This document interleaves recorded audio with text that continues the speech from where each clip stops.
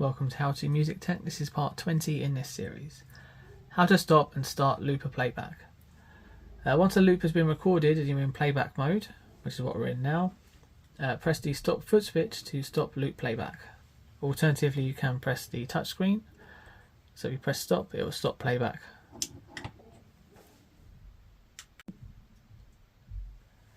To restart loop playback, press the record and play foot switch to start playback.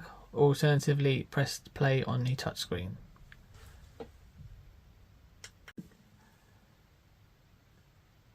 Thank you so much for watching this tutorial. I really hope you found it helpful. If you did, make sure you give it a like and subscribe for more tutorials on this unit and others to come.